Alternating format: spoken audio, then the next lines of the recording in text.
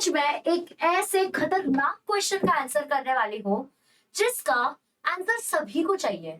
और ये सवाल सभी के दिमाग में है कि एक परफेक्ट टाइम टेबल कैसे बनाए, एक रियलिस्टिक टाइम टेबल कैसे बनाए अगर हम पीसीएम भी ले चुके हैं या पीसीएम पीसीबी, हम कॉलेज भी जाते हैं और साथ साथ में एंट्रेंस एग्जाम भी प्रिपेयर करना है।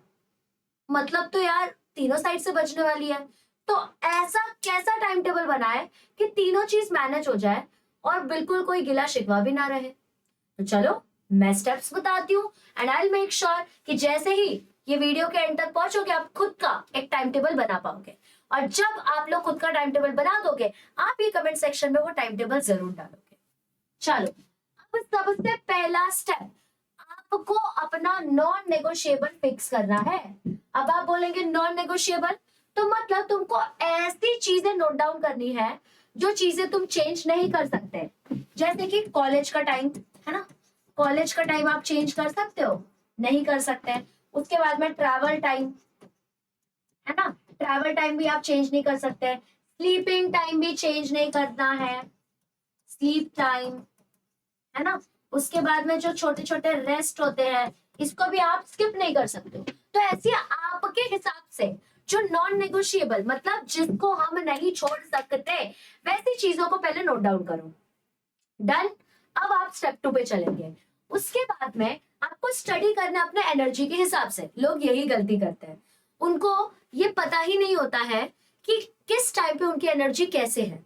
ठीक है, अब मैं मल्टीपल रिसर्च पेपर्स पढ़ने के बाद में ये कंक्लूजन पे आई हूं और उस हिसाब से मैं तुमको सजेस्ट करने वाली हूँ। देखो, तुम्हारे हिसाब से तुम्हारा हार्डर सब्जेक्ट अलग हो सकता है। तुम्हारे हिसाब से तुम लोगों को फिजिक्स ज्यादा इजी पड़ रहा होगा as compared to chemistry. It's totally up to you, सबका अलग अलग लेवल होता है ना। तो यहाँ पे आपका जब एनर्जी सबसे लो है, मतलब कुछ करने का मन नहीं कर रहा, कुछ नहीं, उस टाइम पे हार्डेस्ट सब्जेक्ट को नहीं पढ़ना, नहीं तो डिमोटिवेटेड हो जाओगे और फिर तुम आगे उस चीज को नहीं कैरी फॉरवर्ड कर पाओगे। अब जैसे सुबह में सबसे ज्यादा एनर्जी होता है क्योंकि हम 7 से 8 घंटा सो के उठे, सबसे ज्यादा एनर्जी, ब्रश वश किया, नहाया वाया, एनर्जी है, ब्रेकफास्ट किया हुआ है हमने। इवनिंग में मीडियम एनर्जी हो जाती है, ठीक है, कॉलेज से जस्ट आया, थक गए हैं। और रात को एकदम लो एनर्जी क्योंकि सोने का टाइम हो रहा है। तो आप लोग अगर जैसे मोस्ट ऑफ द बच्चों का फिजिक्स टफ सब्जेक्ट होता है और मैथ्स टफ सब्जेक्ट लगता है उनको, तो फिजिक्स और मैथ्स के न्यूमेरिकल्स आप यही सॉल्व कर लो मॉर्निंग में।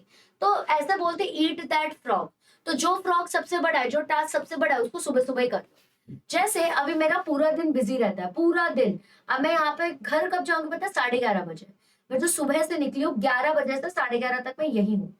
तो मैं क्या करती हूँ, मेरे लिए सबसे इंपॉर्टेंट अपने हेल्थ के लिए एक ही चीज है, दैट इज वर्किंग आउट। तो मैं सुबह सुबह ही कर लेती हूँ। सुबह 6 बजे उठती हूँ, मैं और मेरा भाई दोनों वर्कआउट कर लेते हैं। सबसे बड़ा फ्रॉग मैंने खा लिया तो मेरे को टेंशन नहीं है, तो it is called as eating that frog. तो आपने फिजिक्स और मैथ्स के न्यूमेरिकल सुबह ही सॉल्व कर लिया। अब इवनिंग में आप केमिस्ट्री के कोई टॉपिक पढ़ सकते हो, बायो का कोई टॉपिक पढ़ सकते हो। और रात को अब एनर्जी कम हो चुकी है, तो जो चीज आपको ऑलरेडी आता है ना, उसके ऊपर आप जो भी एंट्रेंस एग्जाम देने वाले हो ना, उसके एमसीक्यू सॉल्व करने की कोशिश करो, बेसिकली रिवीजन वाला पार्ट। तो रात को तुम्हारी एनर्जी कम है तो सिर्फ तुम्हें खुद को एक तरीके से पुश करना है कि भाई रिवाइज कर ले, क्योंकि जब हम रिवाइज करते हैं तो हमारे ब्रेन को ऑलरेडी पता है यार ये तो मुझे आता ही है, तो it becomes more easy for you. ठीक है, ये दो चीज हो गई। पहले आप ये चीज फाइंड आउट कर लो, आपका कौन सा सब्जेक्ट टफेस्ट है उसको सुबह डाल दो, मीडियम तो उसको बीच में डाल दो, और ऐसा कि सिर्फ रिवीजन करना है उसको थर्ड में डाल दो। ठीक है, ये कर लिया। अब बढ़ते स्टेप 3 पे। अब तुमको 2+2+2 रूल फॉलो करना है जब आप अपना टाइम टेबल बना रहे हो। बिल्कुल ये नहीं सोचना कि मैं 6 घंटा आज पूरा फिजिक्स ही पढ़ूंगा या केमिस्ट्री ही पढ़ूंगा ना। अपने दिन को 2+2+2 ऐसे दिनों में डिवाइड कर दो। बेसिकली 6 घंटा पढ़ना है ज्यादा अभी फिलहाल के लिए। 2 घंटे में, पहले के 2 घंटे में आप फिजिक्स और मैथ्स, मतलब एक दिन फिजिक्स कर लो एक दिन मैथ्स कर लो, उड़ा दो उसको। फिर बाद के 2 घंटे में केमिस्ट्री कर लो और बाद के 2 घंटे में बायो कर लो। आप इस सीक्वेंस को चेंज कर सकते हो अपने प्रायोरिटी के हिसाब से। आपको फिजिक्स ज्यादा इजी लगता है तो आप नीचे डाल दो उसको, बट 2 घंटे से ज्यादा एक सब्जेक्ट को नहीं देना है। और वो भी 2 घंटा, पूरा 2 घंटा एक ही साथ नहीं बैठना, ब्रेक्स डिवाइड करो पोमोडोरो टेक्निक के थ्रू। समझे? यानी कि आप ऐसा भी कर सकते हो इसके अंदर में, जैसे कि आपने लिया 25 मिनट्स पढ़ लिया और फिर 5 मिनट का ब्रेक, और यही चीज आपने मल्टीपल टाइम्स करके 2 घंटा कंप्लीट किया। ब्रेन को थकने नहीं देना, उसको गेम जैसा फील होना चाहिए। फिर ये कर लिया तुमने, टाइम टेबल बना लिया कि कौन से घंटे को हमको पहले लेना है, फिर दूसरे को, तीसरे को, कौन से सब्जेक्ट को पहले लेना है वो, ठीक है। फिर इसमें एंट्रेंस का प्रिपरेशन हर दिन होना चाहिए। अपने महाराष्ट्र बोर्ड के बच्चों का एंट्रेंस एग्जाम क्लियर नहीं होता है ज्यादातर, क्यों पता है? वो बोर्ड एग्जाम का पढ़ते रह जाते हैं। इनफैक्ट जिस क्लासेस में मैं थी, उस क्लासेस में उन्होंने नीट का कब पढ़ाना चालू किया पता है? जब उन लोगों का बोर्ड का एग्जाम खत्म हो चुका था तब, मतलब जिसमें मैं पढ़ती थी। तो इतने कम अवेयर थे वो लोग। नीट का प्रिपरेशन लोग 9th से कर देते हैं, लोग 10th से करना स्टार्ट कर देते हैं, 11th से करना स्टार्ट कर देते, और इनने लास्ट में किया 2 साल का पोर्शन। तो वो नहीं करना, मैक्सिमम महाराष्ट्र बोर्ड के बच्चे यही करते हैं। तो इसलिए 60% एंट्रेंस, अगर आपका मेन फोकस है एंट्रेंस ही क्लियर करना, चाहे जेई हो, सीईटी हो, नीट हो, तो 60% एंट्रेंस पे फोकस देना और 40% बोर्ड्स पे।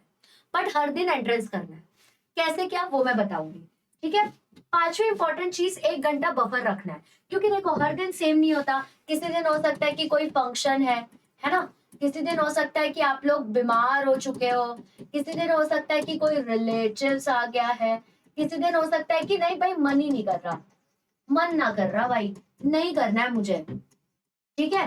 तो हर दिन का 1 घंटा बफर, मतलब अगर आप हर दिन का 1 घंटा एक्स्ट्रा रखोगे, मतलब 6+1 रखोगे, तो हर दिन तुमको 1 घंटा एक्स्ट्रा मिला। तो इन केस किसी दिन 1 घंटा या 2 घंटा मिस भी हो जाए, तो आपके हफ्ते में वो चीज कवर तो जरूर हो जाएंगे, ठीक है। अब एक सैंपल तुम लोगों को टाइम टेबल बना के दिखाती हूँ। 5:30 से 7, ठीक है, उठना है।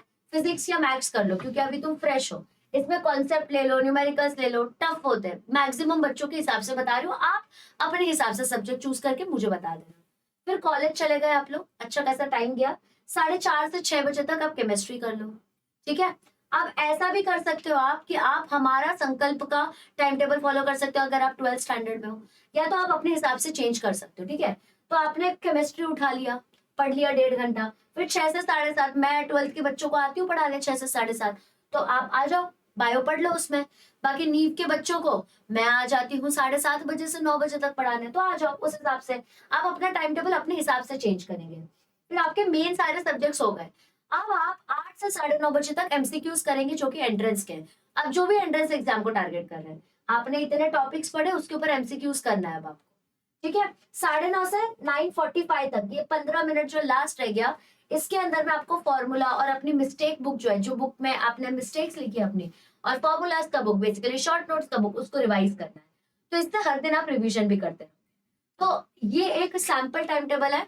इसके अंदर सब्जेक्ट आप अपने प्रेफरेंस के हिसाब से भर दीजिए, कोई दिक्कत नहीं। याद रखना, टाइम टेबल बनाना इजी होता है, पर जो उसको फॉलो करता है ना, वो डिफरेंशिएटिंग फैक्टर होता है, एक नॉर्मल से बंदे से और एक टॉपर बंदे का।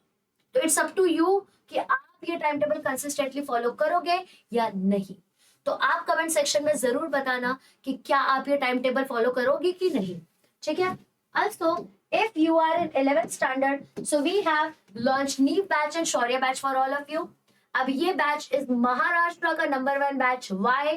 बिकॉज आप यहाँ के प्राइजेस देखोगे, it is just and just 6,500 rupees, जो कि एक नेटफ्लिक्स के सब्सक्रिप्शन से भी कम होता है। 2 साल हम इसमें पढ़ाएंगे, 11th भी, 12th भी, सीईटी भी।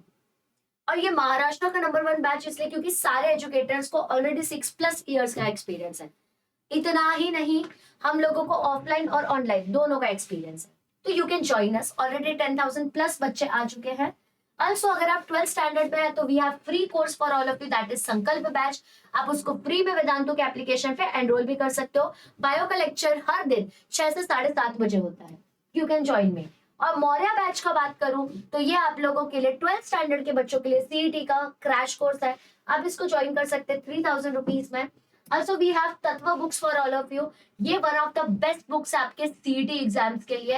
अगर आपके पास ये बुक्स है, जो कि सिर्फ 1800 के चारों बुक्स आ जाएंगे, तो आपका 99 परसेंटाइल आना पक्का समझो।